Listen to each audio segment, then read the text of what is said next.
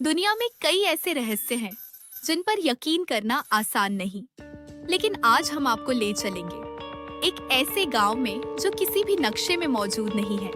एक ऐसा गांव जहां रातें कभी खत्म नहीं होती और हर गली में छुपा है एक भयानक राज। स्वागत है नक्शे में नहीं दिखने वाला गांव में। हर एपिसोड में खुलेगा एक नया रहस्य और हर रहस्य आपको ले जाएगा और भी गहरे अंधेरे में। क्या आप इस रहस्य को जानने के लिए तैयार हैं? एपिसोड 3 अभी शुरू होता है। एपिसोड 3 बंद दरवाजे के पीछे कौन है? आरव का दिल तेजी से धड़कने लगा। बंद दरवाजे के पीछे से फिर वही आवाज आई, आरव मुझे बाहर निकालो, मैं फंस गया हूँ। ये उसकी अपनी आवाज थी। डरते डरते वह दरवाजे के पास गया। तभी उसे दरवाजे पर कुछ लिखा दिखाई दिया। अगर इसे खोलोगे तो अतीत जाग जाएगा। अचानक उसके हाथ अपने आप दरवाजे की कुंडी की ओर बढ़ने लगे। थक थक थक। अंदर से किसी ने जोर से दरवाजा पीटना शुरू कर दिया। डर के बावजूद आरव ने दरवाजा खोल दिया। चर्र! दरवाजा खुलते ही अंदर घना अंधेरा था।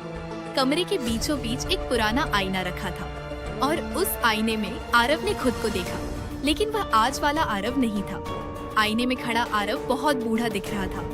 उसके चेहरे पर गहरे घाव थे और उसकी आंखें पूरी तरह सफेद थी।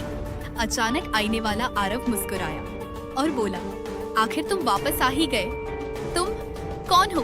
आरव चिल्लाया। आईने वाला आदमी धीरे धीरे बोला, मैं तुम ही हूँ, लेकिन 100 साल बाद का। इतना सुनते ही कमरे की सारी लाइटें बुझ गई। फिर आईने पर अपने आप खून से एक वाक्य लिखा दिखाई दिया, तुम इस गांव में पहले भी मर चुके हो। आरव के पैरों तले जमीन खिसक गई। तभी उसके पीछे किसी ने उसके कंधे पर हाथ रखा।